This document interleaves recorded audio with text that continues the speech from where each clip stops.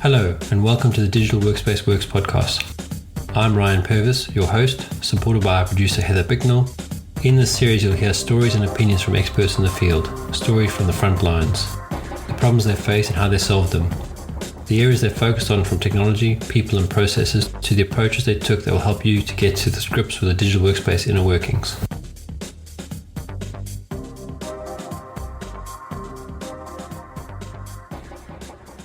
How are you? Yeah, not too bad. Yeah, all good. All good. It's been a very chaotic week. How's yours been? Yeah, I mean, it's a short week here, so things get a Oh little bit yeah, yeah. You condensed. guys And have then, your holidays now, hey? yeah, and then been following the OpenAI story over the last few days. Have you been following the news on that one? I wouldn't say following. I mean, I've kind of, watched the odd little thing here or the odd little thing there, but when I say I don't care, I shouldn't be that flippant about it. But yeah, it just feels like one of those orchestrated things that's got, Mm, if it was almost any other company in the world, no one would care. But because it's ChatGPT, it's like escalated. Or you'd care for like half an hour, but you wouldn't, it almost looks like a bunch of people couldn't sort themselves out, so they fired one of them. That's what it looks like. And I don't know what the real story is. yeah, well, then they're all going over to Microsoft now. Did you catch that piece where Yeah, I Sam mean, was moving? Yeah. well, I mean, yeah. So I mean, I know all that stuff. So let me be a bit Okay. more serious about it. So what I read initially, which is probably the truth, is that there's always been this issue, underlying issue, where it's supposed to be an open source, non-commercial business that gets funding to build stuff to make the world better, but it's not supposed to make a profit out of it. And as much as that was the plan or the intentions, that's not been really the plan. There's always been a mode to switch to become a commercial entity at some point. And I think that's where the value clash has come in somewhere, and whoever it is driving whichever agenda, I don't know. I mean, that's the part that's hard to figure out, has caused this exit, and that the exit has ended up with a whole bunch of people going to Microsoft is not surprising, because Microsoft is probably the biggest financer at the moment. I mean, they put 10 billion in. Yeah, it's hard to beat that. Yeah, and I mean, and let's be honest, if they wanted to just hire a whole bunch of people, they got enough money in the bank to pay whatever salary they like. There's no, and if such as making the call because he wants to, he could do it, quite quickly. But who's to say it wasn't already a Microsoft business? That's kind of the hilarious part, is that, well, didn't they fund everything? Don't they drive a lot of the R&D anyway? Isn't everything hosted in Azure data centers, most of it? So, people saying that they're going to go work for Microsoft is like saying, well, just give me a new badge and I'll come work, Say you can still do the same gig, the same job, because Microsoft as an investor would have access to all the source code. So Yeah, I think they're about like 49% of the company. yeah, so Yeah. it's kind of hilarious in that respect. I wouldn't be surprised if, and I'm not going to say it'll happen immediately, but in a period of time, OpenAI will just become less and less the brand and become more and more the Azure AI thing. Yeah, That's for sure. but that was going to happen anyway. I think that, anyone who didn't think it was going to happen kind of has missed the movie, because it's what always happens. IBM did it for years. Speaking of, have you seen the BlackBerry movie? No, there's a BlackBerry movie. Yeah, I think it's fairly new. I watched it on the plane a couple weeks ago. I really recommend it because there's like big power moves. Just reminded me of some of the moments in the BlackBerry story, like when they had this like telecoms problem. I forget the exact problem. I think they were trying to like shrink the data packets, or they were trying to reprogram the Verizon towers to, I can't quite remember what technical problem they were going to solve, but they realized the engineers they had started with and bootstrapped with didn't have that expertise. So they were going out and poaching from Google and Microsoft and like all the big tech and video game companies to find these like niche experts, which is like part of what eventually got them in some hot water because they were doing some funny business with the contracts. But yeah, anyway, incredible movie. And I can't wait to watch the OpenAI Microsoft story one day, should it be. I don't know if I'll ever get to see that one because, BlackBerry, I think obviously kind of losing its not being a big tech company anymore means that we get to see behind the curtain probably a little bit more. Yeah, I haven't seen it, but it's definitely what I would want to look at, because if I remember correctly, they bought Nokia. Oh, sorry, man, you have BlackBerry. I was thinking about Nokia as you were talking. That's why I was trying to rationalize in my head. No, I'll have to go reset my brain on that one now, because I was thinking about Microsoft buying Nokia and basically just switching it off, which was really the worst thing they could have done. But that's not the same thing. Oh, there's the Microsoft phone. That's a whole other. Or the Windows phone? What was it called? Yeah. Well, that was kind of where I was going. Was that the whole Microsoft phone piece, which they really missed the opportunity to establish themselves in that market. Because it was really at that point BlackBerry. Sorry, it wasn't BlackBerry. It was Android and iOS that were establishing themselves. BlackBerry was still in there, but it really owned the enterprise market, because no one really believed that the iOS stuff was secure enough, because you couldn't put anything else on there because of obviously the proprietary lockdown that they have. And I remember when I was at JP Morgan, to get an Apple phone instead of a BlackBerry was a huge achievement, like for the bureaucracy and the red tape and whatever. And most guys actually just bought a personal one. And we used a product called Good, which was a secure email client. But I mean, going back to sort of the BlackBerry, I mean, I had a BlackBerry for the whole time I was at JP Morgan. And I actually think it was one of the reasons I was so depressed, because it was just a terrible device. I don't get the. A lot of people say, "Oh, but you have a keyboard. That was the best part." I was like, yeah, but you couldn't do anything else. You couldn't listen to music. You couldn't watch movies. You could, the iPhone 1, 2, and 3, even in those days, was a great experience device. I couldn't listen to podcasts. I had to carry another device to listen to podcasts, because the BlackBerry was just so locked down and so functional. It wasn't a great experience.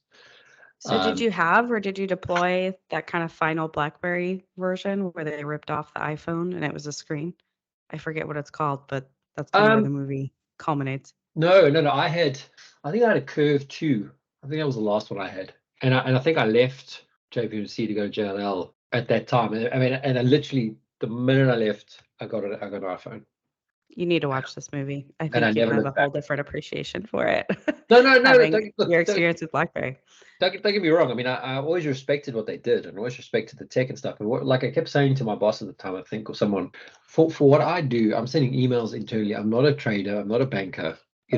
I'm talking about building an internal tool. It's not a security related thing to that extent. Like, I'm not dealing with client data. I'm not dealing any of that sort of stuff. So I should have had because we had this protected app. Good. We should have been able to just have our personal device and do it and use it.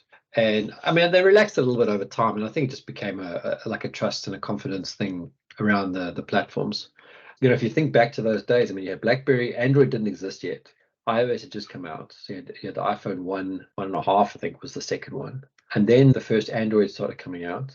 And at that point, you had Microsoft Phone, which I actually used a Microsoft Phone for I got given one actually. I had one for about 8 months that I played with. And it was actually very quirky. I'm trying to remember, like, there was little things that they did differently. Like, they really used the gesturing thing a lot. So you could like swipe up, swipe down, left, right. And those were tiles, like very much like the Windows 8. Windows 8, yeah. My boyfriend had one, so I remember. Yeah. Yeah. So it was that, and that was a Nokia. But I remember, I think I had the iPhone at the same time, and the iPhone was just so much simpler to use. And I was trying to work out where Microsoft was going, even at that point. Like, where are you going to go with this phone? Like, this phone is just not intuitive by any means. People hated Windows 8 too, so it's kind of like doubling down on the thing that people couldn't get into. Yeah, I never used Windows 8. Thank God. I think I looked at it for one day, and I was like, no, I'll stay on Windows 7. And Windows 7 still, to this day, I think is their best operating system. Just fundamentally the best one. I bought my son a laptop now with Windows 10 on, Windows 11. And I'm actually scared to open it. That's the anxiety that I've got coursing through my body when I think of working on Windows again. So yeah, it's an interesting prospect, because all his school stuff is all browser based, but he's really into a game called Farm Simulator, and he watches this kid and his dad play it on YouTube for hours. I say hours, he watches for like half an hour because he's on strict limits. But the thing that fascinates me is it's supposed to be a farm simulator, but they don't do any farming. They basically drive around this 3D realm, and they just pull up to like locations and find new cars to go and drive. There's like no farming at all. It's just the most bizarre. I mean, I sat with him the one Saturday watching, and I was like, "So CJ, do they ever actually farm?" And he's like, "No, Dad, they find this car, then they try and ramp it, and like you can ramp and crash, and you never destroy the vehicle. So you know, you just keep on going and going and going, and yeah, it's just a weird thing. Anyway, we digress, but I just thought it was quite a funny scenario. I think I've seen some clips of that. I think there's different simulators, but yeah, that's funny. Well, so I guess that's the tech drama, the tech tea today. That's what everyone's been talking about. It's so funny because I feel like what everyone's been talking about has just been generative AI, a lot of which centers around OpenAI and ChatGPT. So this is like a new thing to talk about, but it's still about them. So it's definitely still feels like the center of the universe right now, at least in, tech.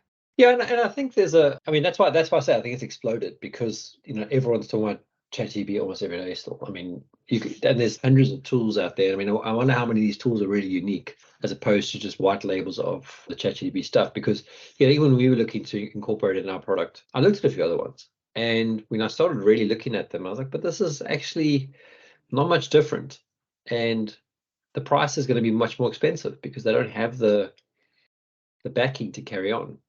And you start making the decision, like, which AI should I back, because which AI will survive, or will survive for long enough for us to do it. But in the end, it becomes just a service for us. We just, we pass the stuff we want, we get the answer back. So it is a bit of a black box in some respects. But you kind of want that, because you don't really want to, like, especially as a startup, you don't really want to invest a hell of a lot in the technology if it's already becoming commonplace.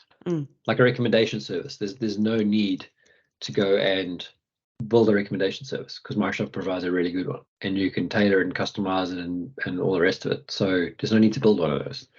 But the stuff we've built, we have built some stuff that I haven't seen a good one of. So in that respect, I think we've made a good decision. But in 10 years' time, even less probably, a lot of the stuff that you'd go build from scratch will probably exist, because it'll just be generated. So yeah, I mean, what's happening on the northern side of the pond? Are you seeing much activity on any self-driving cars around or anything like that?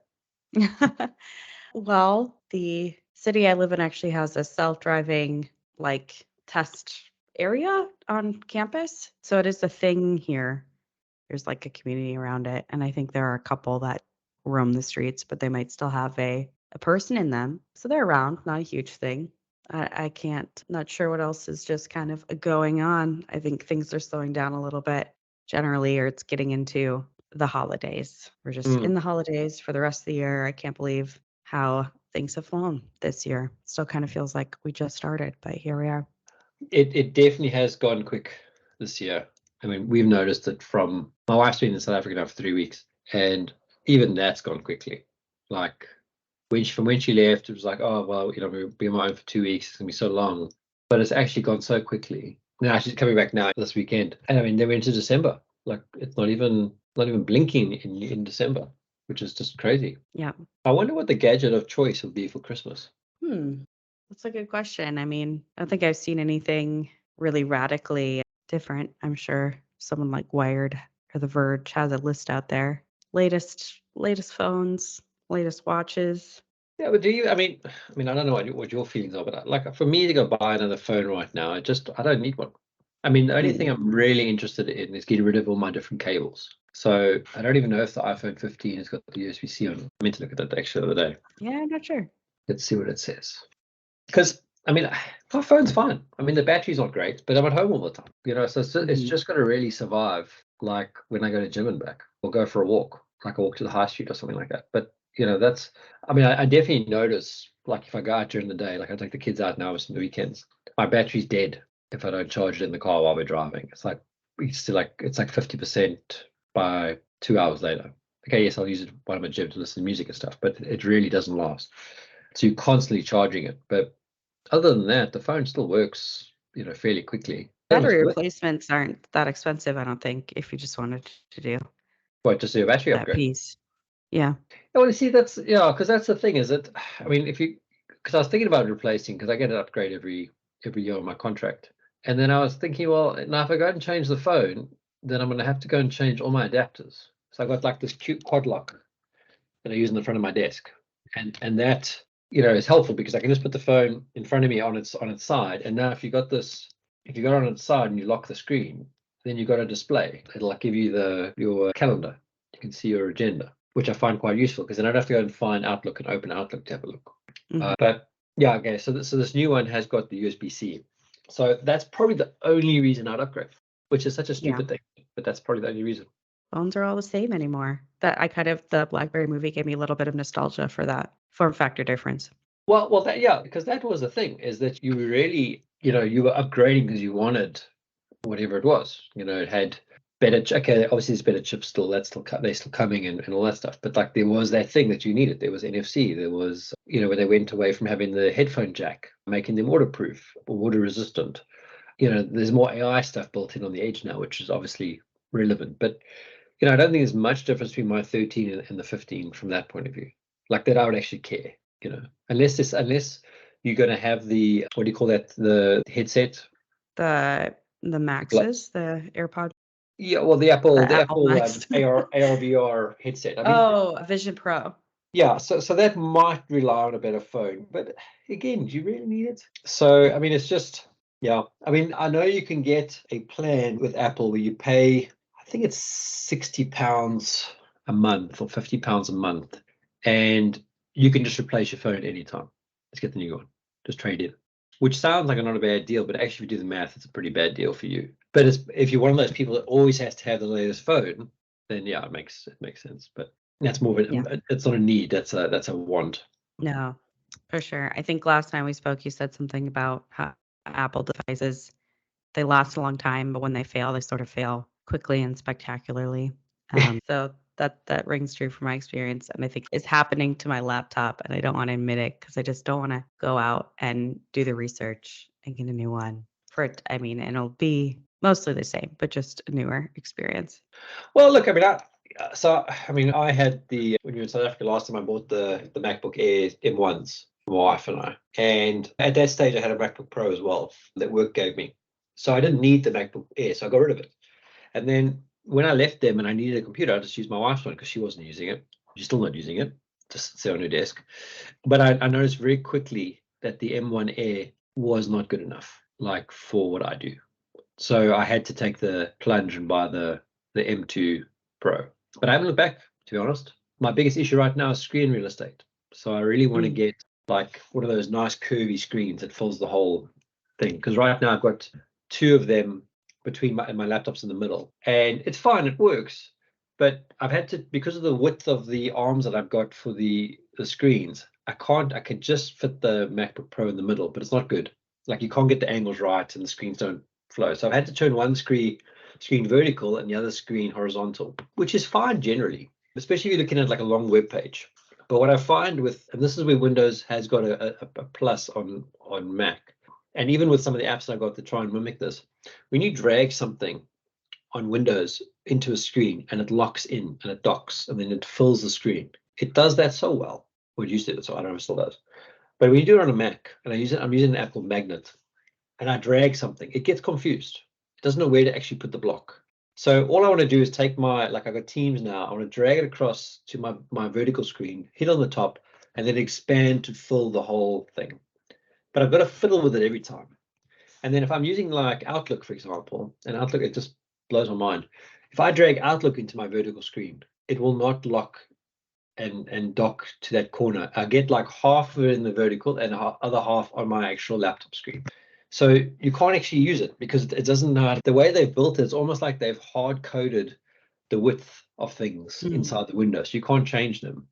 So I'm stuck having to put Outlook on one of my bigger screens. And what I really want from Outlook is to look at my mail. So I end up using the Mac mail as well. Now it creates a synchronization issue. So it's just those little things that you think you can, what all it ends up is you keep buying more stuff to solve more usability issues. So I'm resisting. And I'm trying to do other things. Like I'm trying to use my iPad for email sometimes. And that's why having the phone in front of me has actually been quite useful, because I can turn it vertically and I can see my agenda. And then I kind of ignore my email till I'm bored, I've run out of steam, and then I need to do something else to change the pace. And then I go through email. Yep. Works. I'm just imagining your setup here. with all of the various devices. Yeah, Yeah. like an Inspector Gadget. But you know, I think some of it's just Yeah. boredom.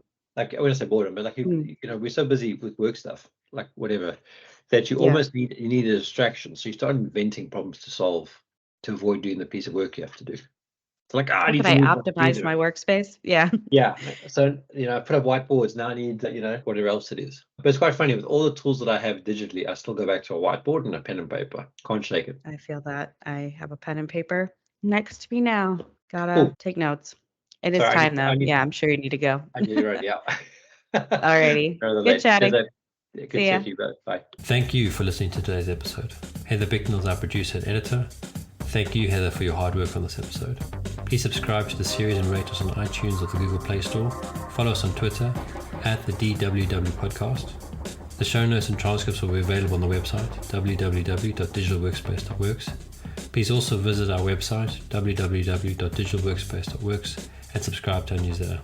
And lastly, if you found this episode useful, please share with your friends or colleagues.